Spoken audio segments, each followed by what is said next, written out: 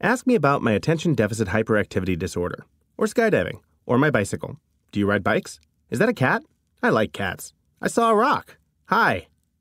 The writing on my all-time favorite t-shirt. Hi, I'm Peter Shankman. I'm the most ADHD person you're ever going to meet. But I'm also really, really proud of that.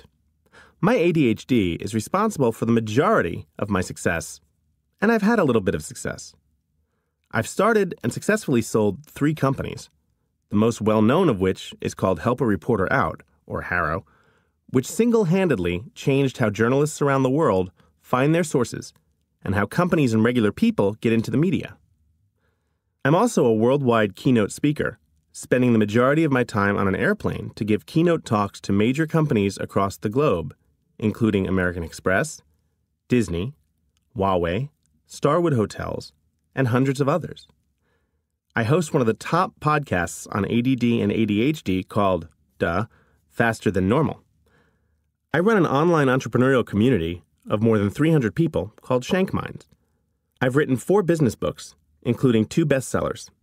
I built a top-selling video course on ADHD called the FTN Course. I go on TV a lot, including CNN, Fox, Bloomberg, and CNBC, talking about marketing, advertising, business, and the customer economy.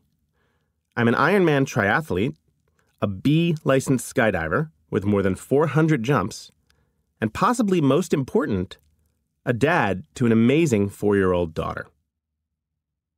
I've also been diagnosed with ADHD 3 times, have a very addictive personality, and wake up every single morning sure that today will be the day I'm found out to be nothing more than a fraud who's never done anything good in his life. I've blown countless past relationships because I didn't know how to slow down and match the life speed of my partner. I've had some spectacular failures, both professionally and personally, and for whatever this is worth, I've cried at more than 70% of all episodes of The West Wing. Needless to say, an introduction like that doesn't get me very many matches at speed dating events. While you're listening to this book, listen out for the word squirrel. Why? Because I get it. I'm ADHD. Because sitting through 60,000 words can, at times, make us want to do anything else. Again, I get it. That's why I'm going to use the term squirrel. When you see squirrel, it means that I'm saying something even more useful than everything else. It'll be something small. It'll be something tweetable or great for posting on Facebook. It'll be something you want to highlight and share with people. It'll be a quick tip that can truly change your life. So keep an eye out for squirrel.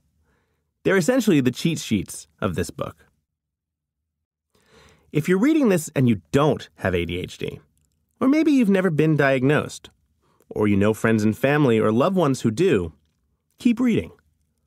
One of the beauties of this book is that it's also for everyone, not just those with ADHD.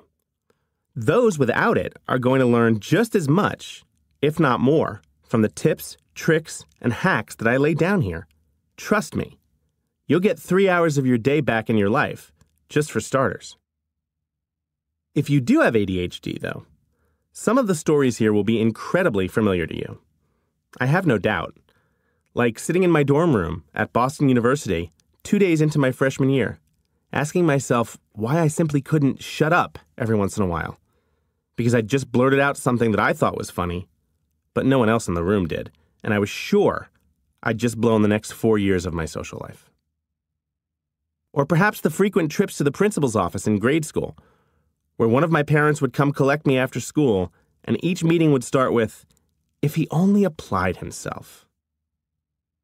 Maybe you might relate to the constant, "What the hell is wrong with you?" looks that I would get every time I had a new, or in my mind anyway, amazing idea, after I presented it to my bosses, or even to people who I thought loved me.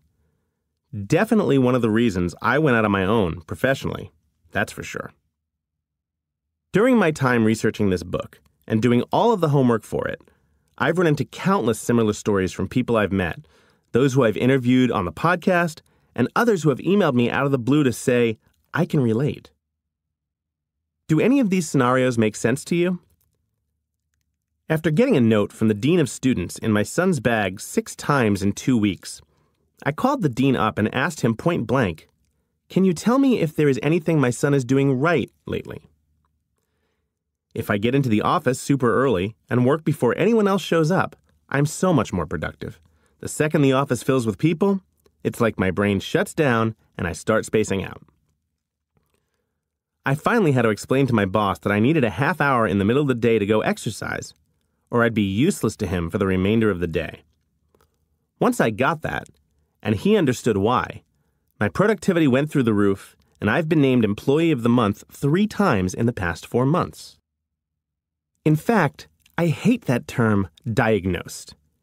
You get diagnosed with a disease that can hurt you, one that can kill you. You don't get diagnosed for good things. No one has ever been diagnosed as a lottery winner, or diagnosed as stunning enough to win a beauty pageant. So the first rule here is this. You're never allowed to say diagnosed with ADHD again, because ADHD is not a negative. Say it with me.